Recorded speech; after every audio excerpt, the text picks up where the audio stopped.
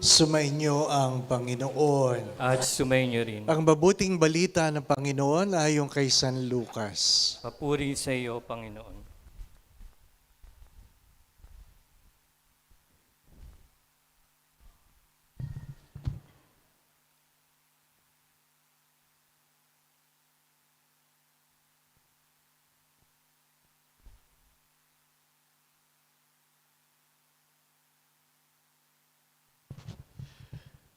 Dumating noon ang ilang Pariseo, sinabi nila kay Jesus, "Umalis ka rito, sapagkat ibig kang ipapatay ni Herodes."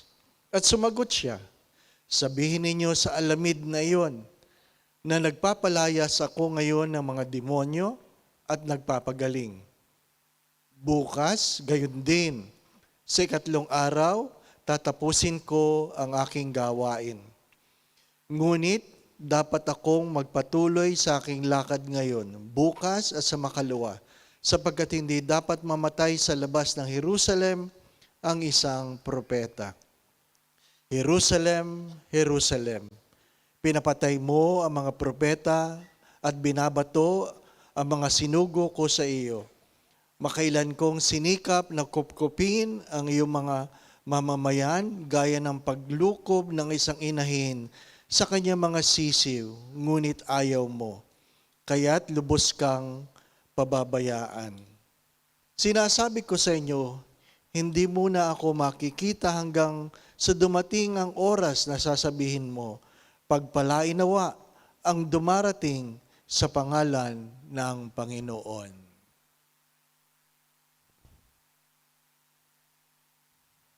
Ang mabuting balita ng ating kaligtasan. Pinupuri ka namin, Panginoong Hesukristo. Tayo po ay magsiupo.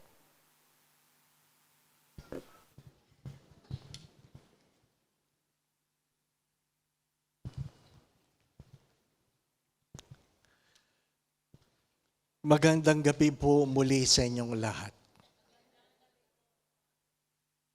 Recap, ang unang gabi, pinag-usapan natin yung awareness, kamulatan. Sapagkat ang mahalagang tanong ay, where are you? Nasaan ka ngayon? Mahalagang kamulatan para alam natin kung paano tayo magsisimula, saan tayo magsisimula. Ang ikalawang gabi, pinag-usapan natin na anuman ang ating nakita, the awareness that was made through us, in us, either gives you pain or change you, but awareness should lead you to gratitude. To gratitude.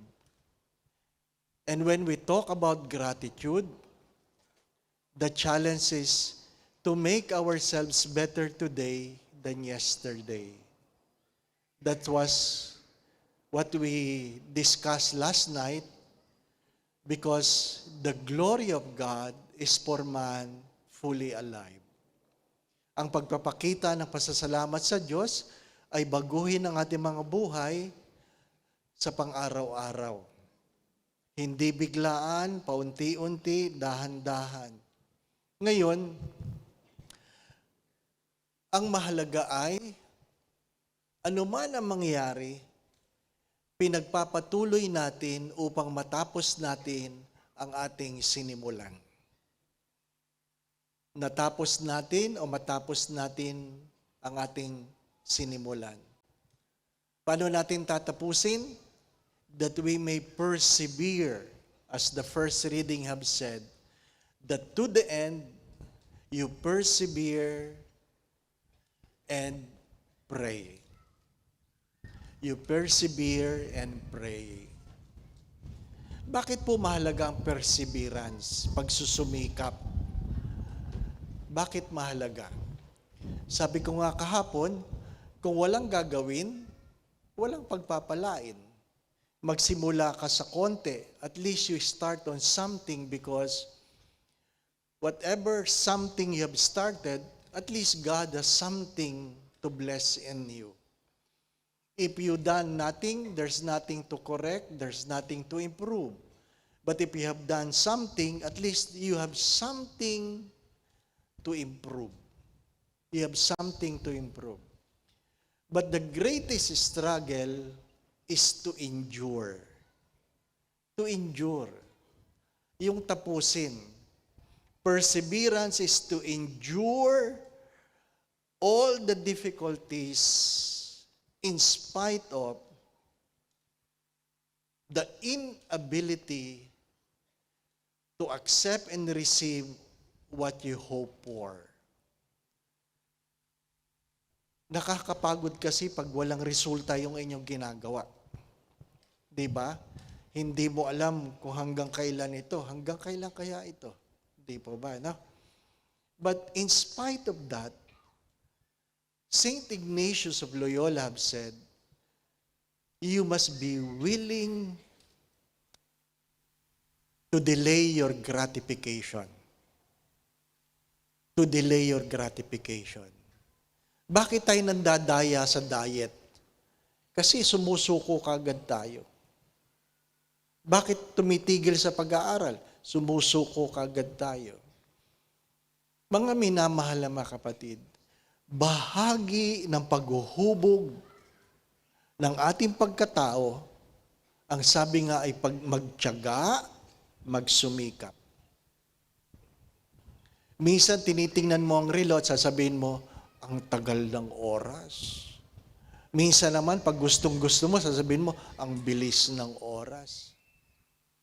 Pero ang tinuturo ay, hindi yung nararamdaman mo tungkol sa oras, kundi tingnan mo ang ginagawa ng relo. Ano ang ginagawa ng relo? Hindi siya tumitigil. Hindi siya tumitigil. Sabi natin kahapon, how to eat an elephant? One bite at a time. Ang relo ba, oras-oras kung magsabi? Hindi. Isang segundo sa bawat pagkakataon. Little by little. My dear friends, my brothers and sisters, whether you like it or not, if you want to develop strength, you must be willing to carry some weights. Mahirap yung gusto mong lumaki yung katawan mo, pero ang binubuhat mo lang, kutsara at tinidor. Hindi katawan ang lalaki doon. Ano po? Tiyan lang. Di po ba, no? Tiyan lang. Yung iba nahihiyang sabihin na malaki ang tiyan, anong tawag nila dyan? Lower chest. Lower chest. O kaya ay potential muscle. Di ba, no? Pero kung gusto mo yan ay maging muscle, abay mag-exercise ka. At tsatsagain mo, dahan-dahan, dahan-dahan. To persevere, as Martin Luther King have said,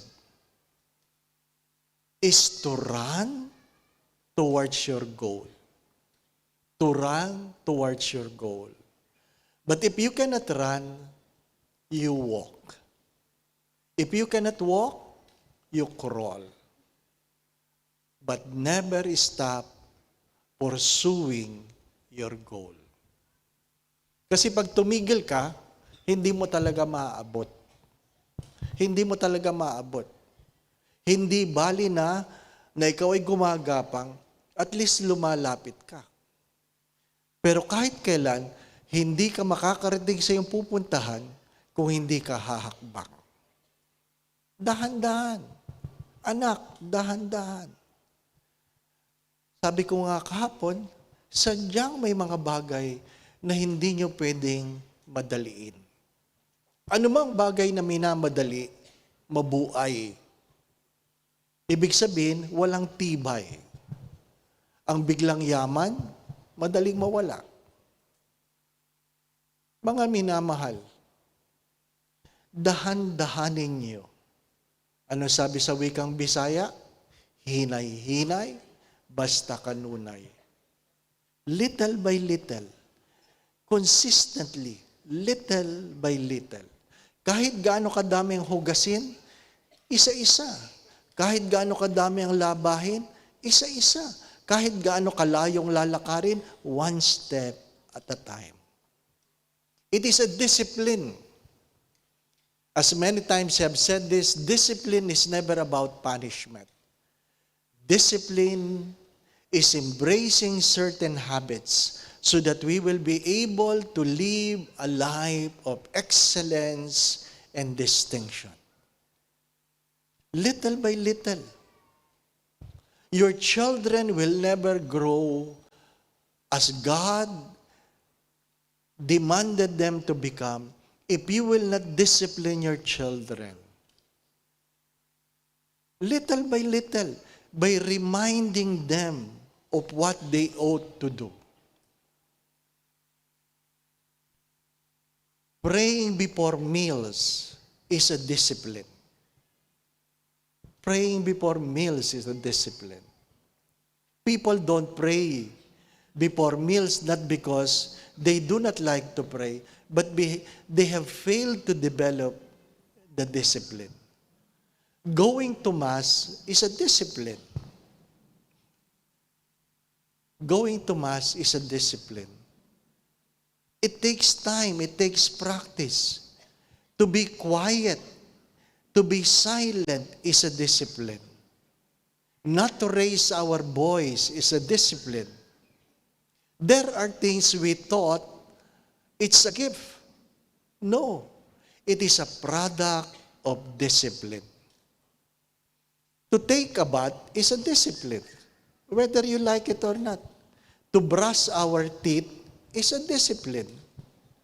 There are things that we have learned through time. Take note, there are things we have learned through time.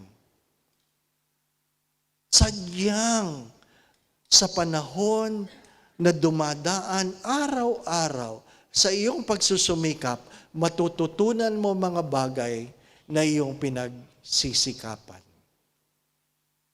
Sa una, parang imposible. Ano sabi ng mga maraming manunulat? What prevents you from becoming your tomorrow is the doubt you think today. What prevents you from becoming your tomorrow is the doubt you entertain today. Kasi pag sinabi mo hindi mo kaya, hindi mo talaga kakayanin. Tandaan po ninyo yun. Pag sinabi mong hindi mo kaya, hindi mo talaga kakayanin. Pero pag sinabi mong kakayanin mo, kakayanin mo.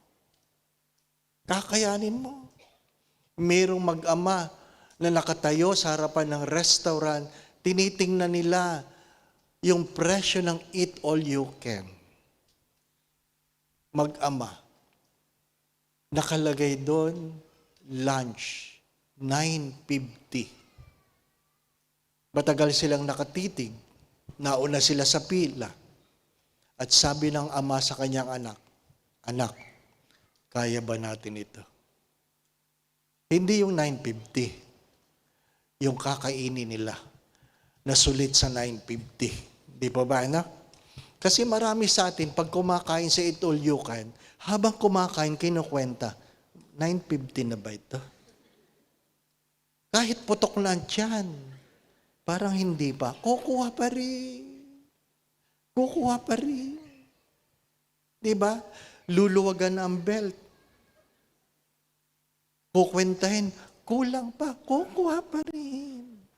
Nahihilo-hilo na. Kukuha pa rin. Mamamahinga ng konti. Mag-CCR para may lugar. Kaya walang CR ang mga Eat All You Can. Napansin niyo ba yan?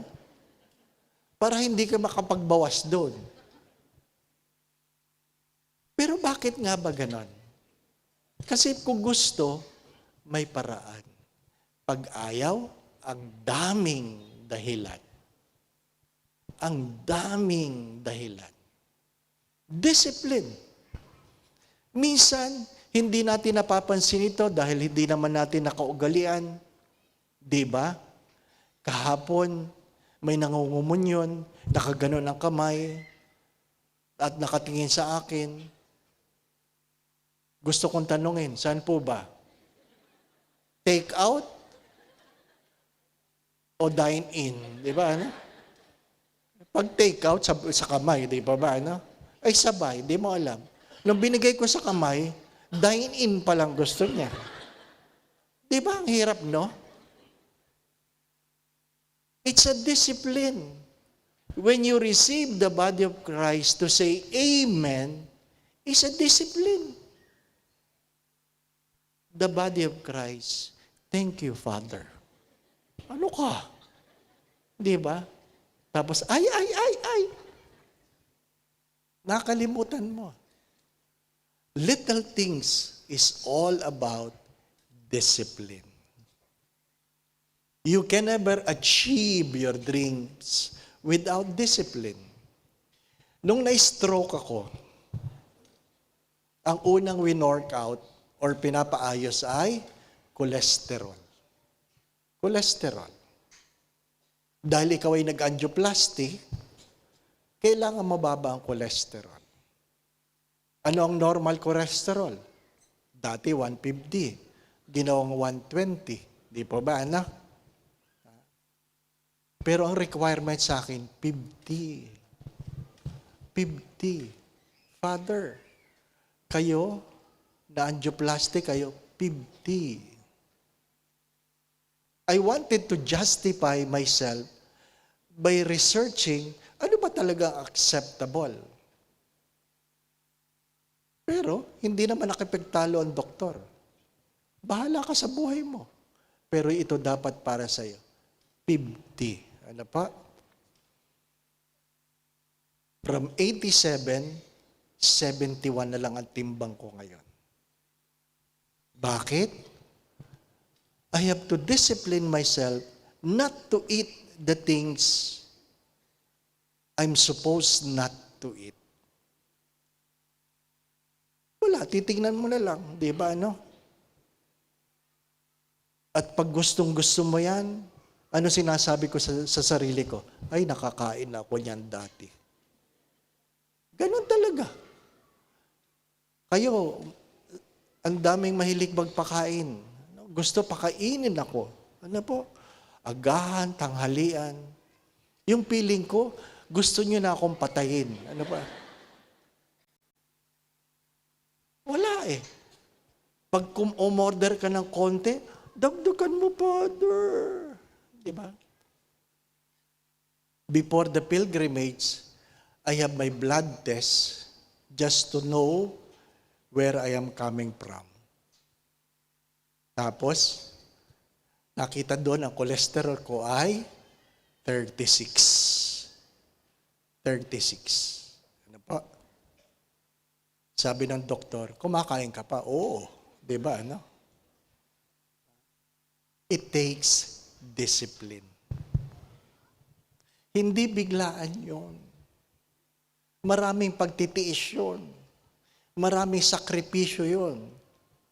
Hindi yun nakukuha sa prayer. Tandaan ninyo, may mga bagay na hindi nakukuha sa dasal. Di pa ba, ano? Father, ang taas ng blood sugar ko. Naintindihan mo ako dahil diabetic ka. Opo, nanay. Father, ipagdasal mo naman na bumaba. Sabi ko, nanay, nakita ko kayo doon sa Contis. Binabanatan niyo yung paborito ko, Mango Bravo. Paborito ko yun eh. Ano po? Oh, ano sabi ng matanda? Ay, anong gagawin ko, Father? Bawasan niyo ang kanin.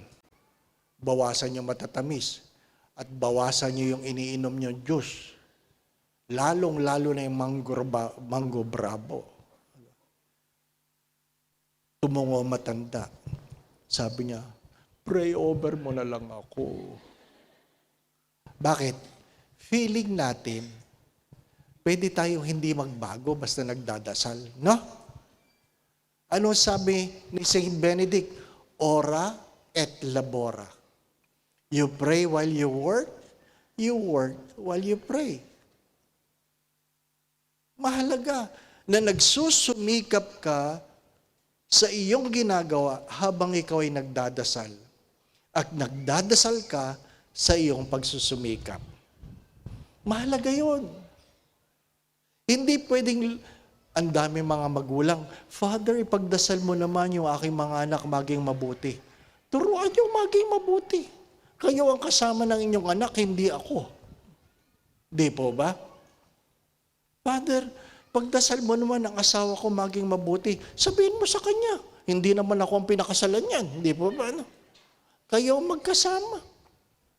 Kayo ang magkasama. Malaga na kaya nating tanggapin na may mga bagay na hindi pwedeng hindi kumilos. Mahalaga yun. Hindi ka makakakuha ng maayos na trabaho kung hindi ka mag-a-apply. Hindi ka mapropromote kung ang ginagawa mo lang sa araw-araw ay ang inaasahan sa iyo. Keep that in mind. Don't expect promotions if you are only doing what is expected from you. Paano kayo promote? Ginagawa mo lang yung dapat mong gawin. Ay, pero Father, yun lang ang dapat kong gawin kasi yun lang naman ang binabayaran sa akin. Huwag kang aasa na ikaw ay ma-promote. Sapagkat ang hinahanap ng iyong supervisor ay may malasakit, may pagsusumikap, at sabi nga, gumagawa ng mga bagay kahit hindi inuutusan. Diba, Mahalaga yun. Hindi naman mahirap intindihin yun, hindi po ba? Ngayon, ano sinasabi ni San Pablo sa mga taga-Roma? Sabi niya, tribulation produces perseverance. Perseverance produces character. And character produces hope. Produces hope. Yung pag-asa, hindi yan, sabi nga'y, nakatingin lang sa langit at pag-asa. Hindi. Pag-asa. Ang pag-asa ay may kabalikat na pagtatrabaho.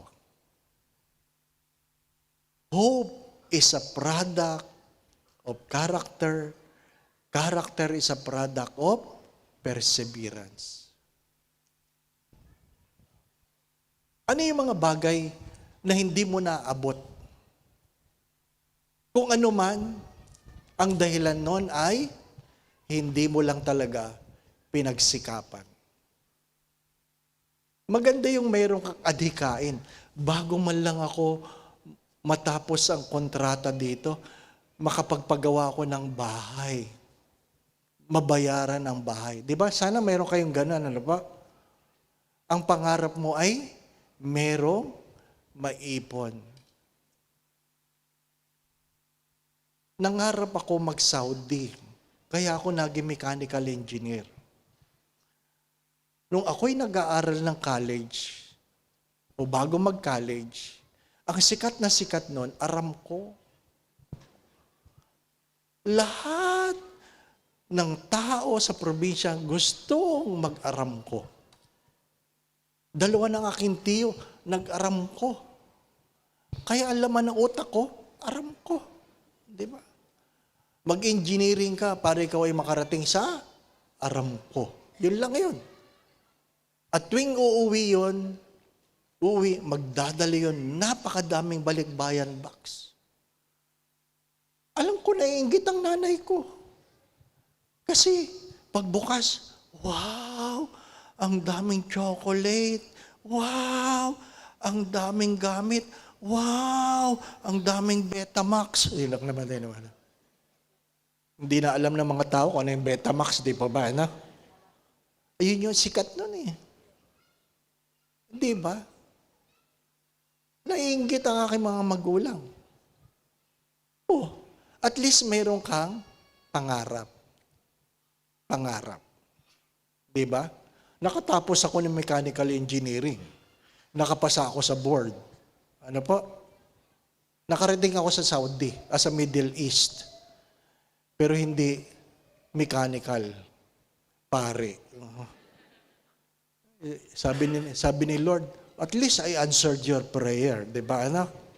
O, nakarating ka, nandito ka, anong gagawin mo? Uwi na. Uwi na. Di ba? Sapagkat hindi lahat na nakarating dito, may naipon. Hindi lahat na nakarating dito, nag-retire ng masaya. Ano pinagkaiba? Disiplina. Disiplina. Malungkot na kwento, iniwan mo ang iyong pamilya para kumita ka ng mas malaki at ayusin ang pamilya. Nung kumikita ka na ng malaki, gumawa ka ng bagong pamilya. At nasira ang dating pamilya.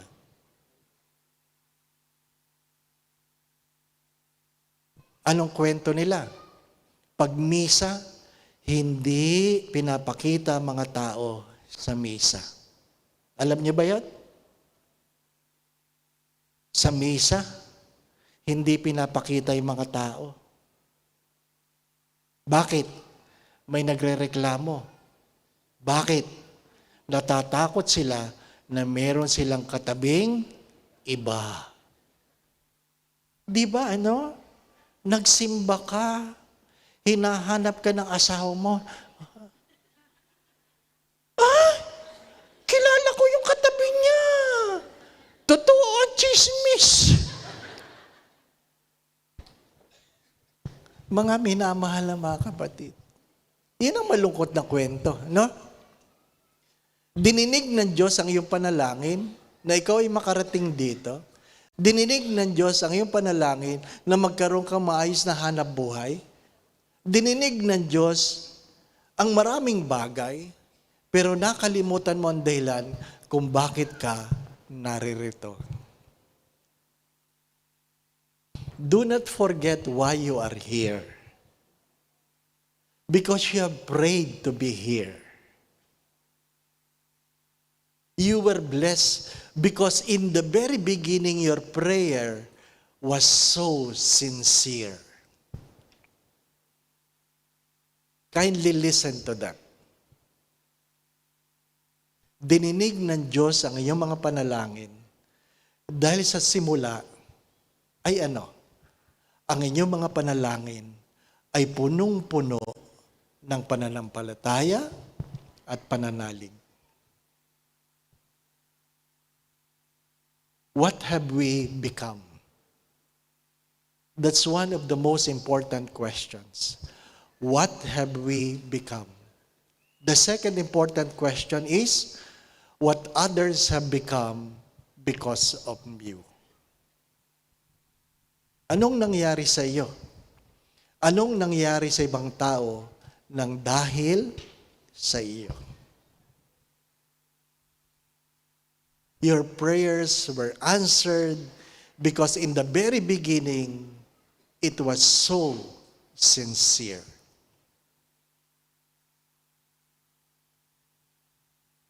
As I always say this, the awareness that leads to gratitude, gratitude that leads to become a better person today than yesterday.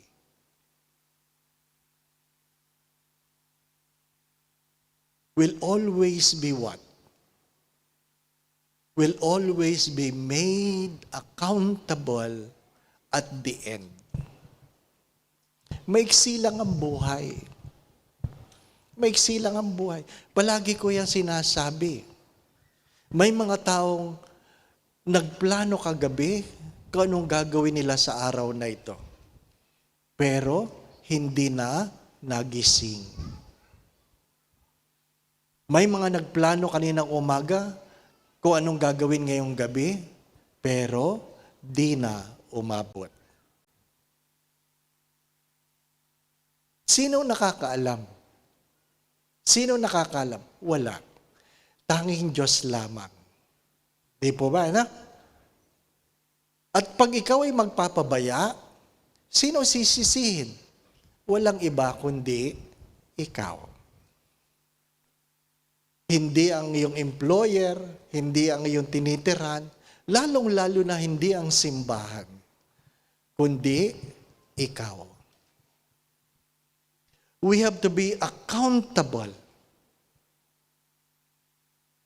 As many times I have said this, you never let go of your dreams just because you fail. You change your plan, not your dreams. You change your plan, not your dreams. There are many ways to achieve our dreams. Maybe the plan is not right. It's not right. Kung nangarap ka na ikaw ay maging maunlad, higit ang pangarap ng Diyos para sa iyo. Kung nangarap ka ng iyong mga anak ay maging maayos, higit ang pangarap ng Diyos para sa iyong mga anak. Kung nangarap kang umunlad, higit ang pangarap ng Diyos na ikaw ay umunlad. Kaya nga palagi ko sinasabi yon. Idulog mo sa Diyos upang mayroong pagpapalain ang Diyos. Sinong hindi nagkamali? Wala. Lahat nagkakamali. Anong pinagkakaiba? Yung iba ay nagbago sa kanilang pagkakamali.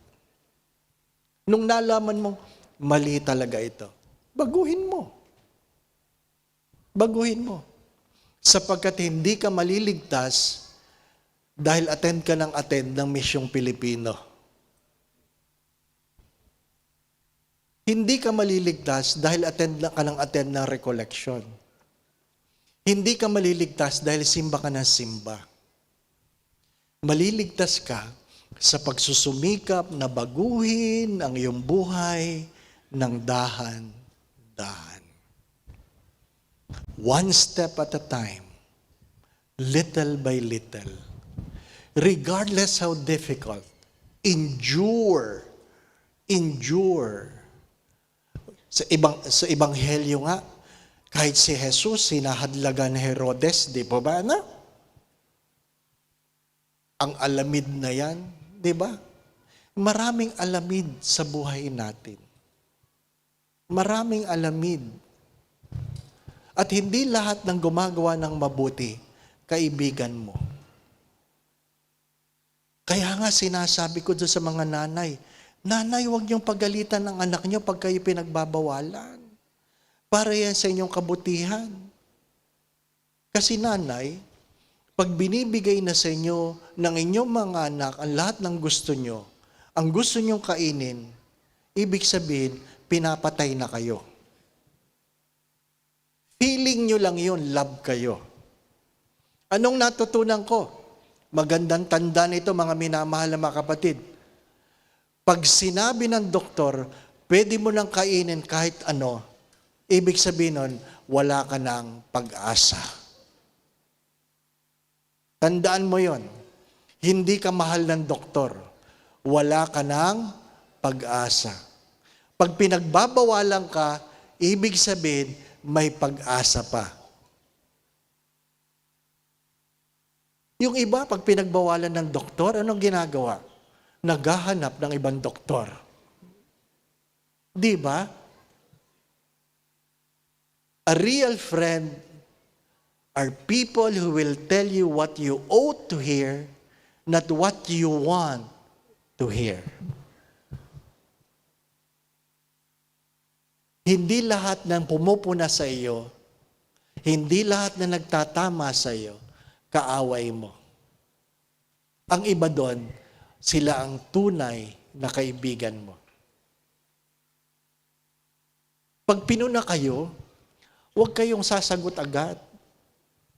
Ano sabi ko? Seek the grace of understanding. Bakit niya sinabi yon? bakit niya sinabi yun. Di po ba, ano? Mahalaga yun.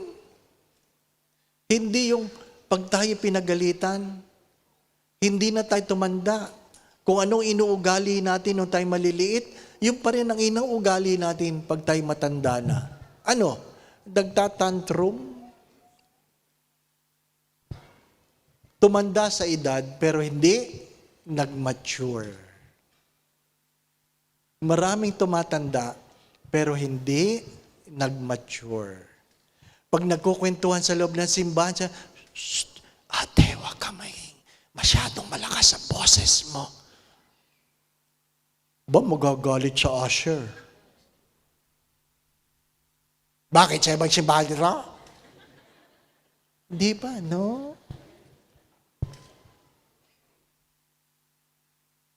Pag kinokorek ka, pagmamahal yun.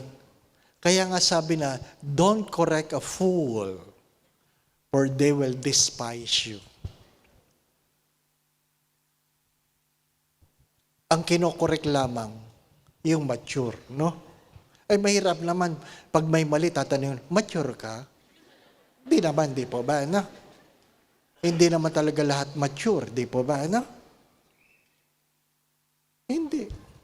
Sapagkat, ang maturity ay ano, dumaan yan sa maraming karanasan. Maraming karanasan.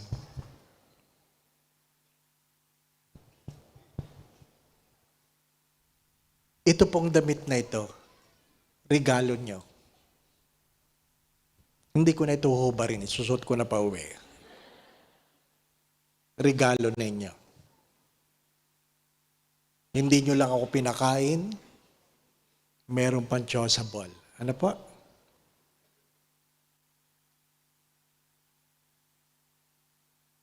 Ang aking tanong sa aking panalangin, bakit kaya ako mahal na mga ito? Nakakatakot pag masyado kayong mahal. Nung Miyerkules, sabi nung kasama ko na kumakain ng tanghalian, sabi niya, "Father, mangako ka, pag namatay ka, hindi ka magpapakremate." Patayan na kagad na pinag-uusapan. Ano ko? Hindi ko sinasagot.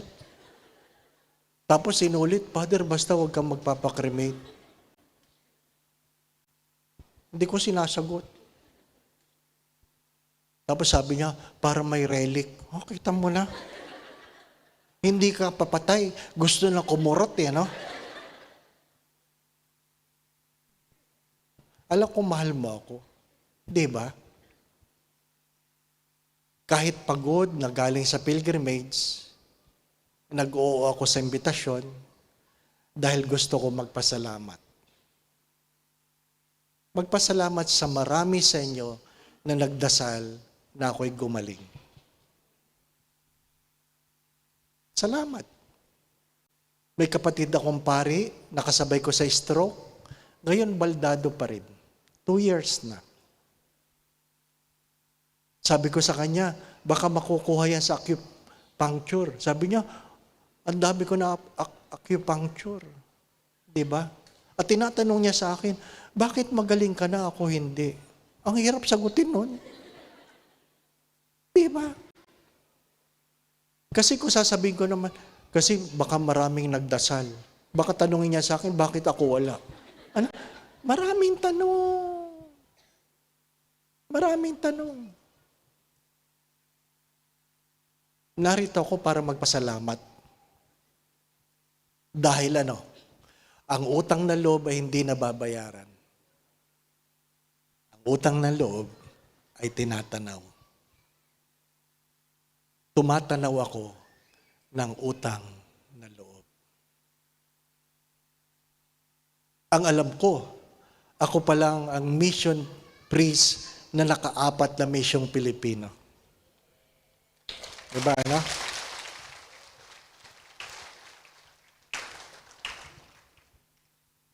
At sabi ni Romel, ikaw nire-request. No?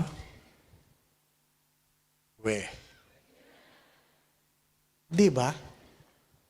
Hanggang kailan, hindi ko alam. Tumatanaw ng utang na loob. Hoping someday when I see you, you are a better person today than yesterday. It is something I cannot decide. It is something I can simply encourage. But to become a better person today than yesterday is your choice, not mine. I'm humbled by your love, by your care, by your concern. Ano lang aking pakiusap? Hindi lang ako ang pari. Listen, hindi lang ako ang pari. Mahalin niyo rin sila, hindi lang ako. Ako po ninyo? Mahalin niyo rin naman sila, hindi lang ako. Father, masungit sila eh. Masungit din ako, minahal niyo lang ako. Mas malaki lang ang inyong pagmamahal kaysa aking pagsusungit. Pero Father, ang arte nila eh. Maarte din ako. Mas malaki lang ang inyong pagmamahal kaysa aking pag-aarte. Ano sabi ni San Pablo sa mga taga-Korinto? Love bears all things. Believe in all things. Endure in all things. Hope in all things.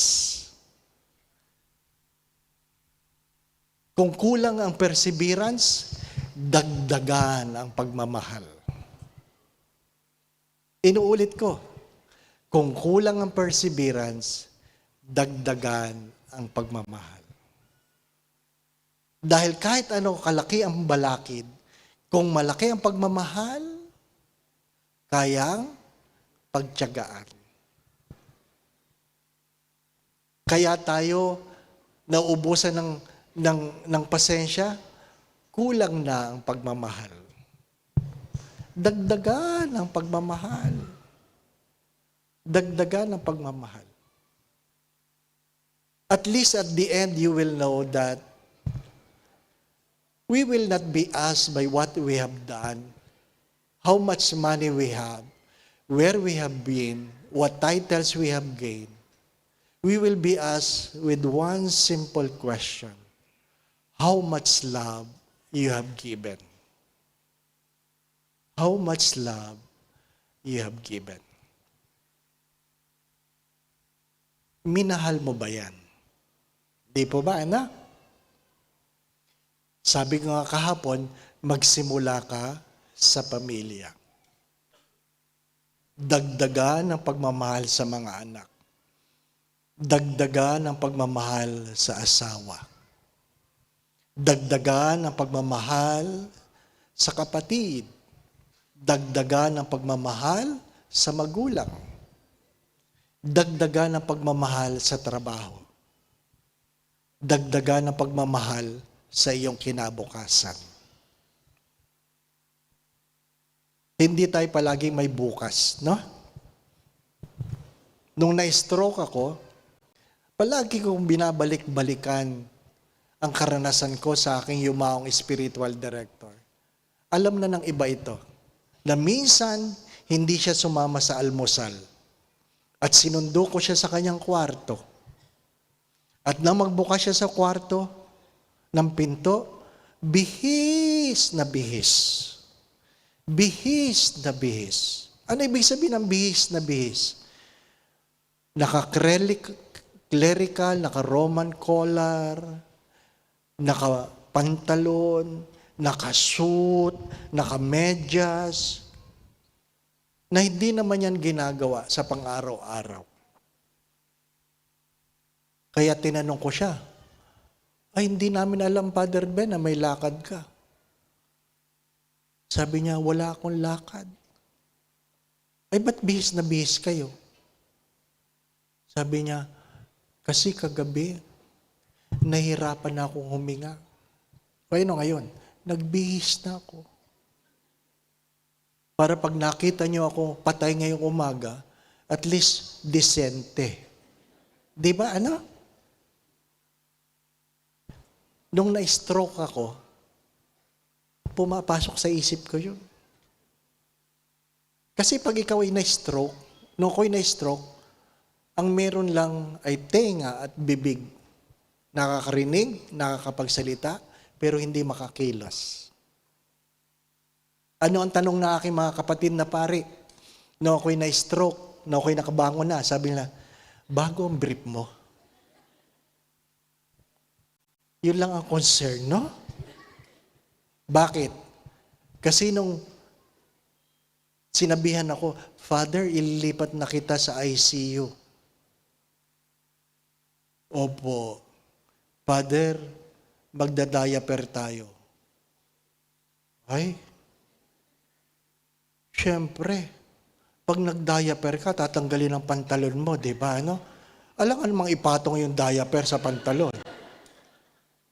Ay, gusto kong imulat ang aking mata kasi gusto kong tingnan kung sino mga nanonood. Totoo yun. Nung hinubad ang pantalon, gusto ko, Lord, sino ang nandyan?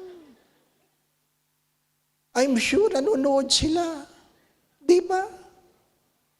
Bagamat hindi ko nararamdaman na binababa. Di ba? Anong laman ng isip ko? Lord, nakita na nila. Di ba, na? Bakit mahirap yon? Nagmimisa ako. At kung nagsisimba yan, the Lord be with you. Sasagot siya, and also with you. Nakita ko na yan. Di ba, ano? You do not know how you will be humbled. Don't wait for the last day. Don't wait for the last day. Pero pwede mag-practice mamaya. Magbihis kayo. Hindi naman masama yun. Kasi sanay tayong magsuot na sa pantulog, yung gula-gulanit, di po ba, ano? Magbihis kayo para feel ninyo. Tingnan natin kung makakatulog ka. Di ba ba? Ipakita mo sa misis mo, ipakita mo sa mister mo, bihis na bihis ka. At sabihin mo sa kanya, I will miss you. And you kiss him, truly I will miss you. Diba, na? Sasabihin ng mister mo, bakit? Feeling mo ba, kukunin ka na ni Lord? Kaya ka nagbihis? Sabihin mo sa mister mo, maganda ba? Oo, darling, ang ganda mo. At least sa huling pagkikita, nakita mong maganda ako. Kukunin ka na ba? Sabihin mo, hindi ako, ikaw. You do not know. You do not know. I dare you, you will never know. Ano sabi ng Diyos? You fool, I will take your life tonight. You fool, hangal. Pangit sa Tagalog, no? Hangal. Babawin ko ang iyong buhay mamaya. Pag kinuha, anong maiiwan? Anong maiiwan? Di ba, ano? Ngayon, ayaw mong pakuha mamaya. Anong ipapangako mo sa Diyos? Hello? Ayaw mong pakuha mamaya. Baka bukas. Anong ipapangako mo sa Diyos? Don't wait for tomorrow because tomorrow might not come. Don't wait to tell the people around you that you love them. As I have said, there is no such thing as a silent gratitude. It is always being said. It is always being shown. Again, my brothers and sisters, persevere. Do not be afraid of tribulation. Do not prevent the becoming of your dreams by embracing doubts today. Hope in the Lord. Hope in the Lord. Persevere. Believe in all things. Bear all things. Hope in all things.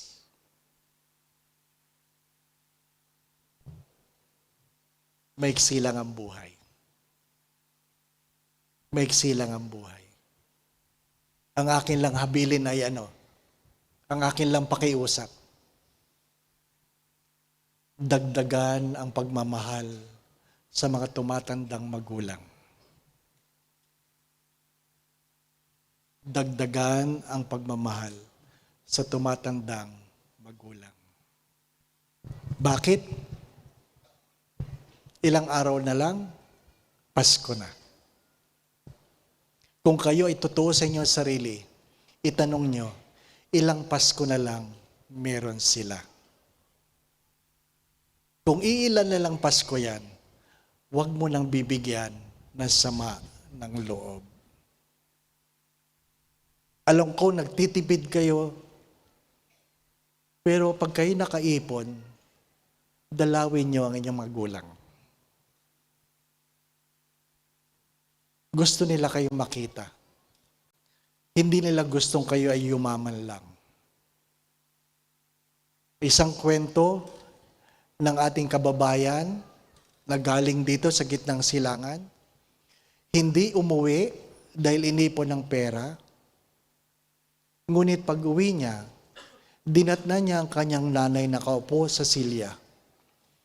Pagmano niya, walang reaksyon. Yung pala, hindi na nakakakilala. Sayang ang regalo kung hindi na nakakakilala ang pagbibigyan. Maiksi lang ang buhay. Maiksi lang. My dear friends, my brothers and sisters, the goal of a Misyong Pilipino is not to learn something, but to become a better person.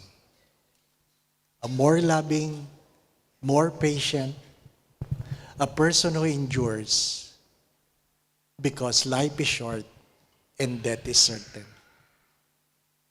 Do not forget this. This is the last night. Sapagkat anuman ang merong simulain, merong katapusan. Anuman ang simulain, merong katapusan.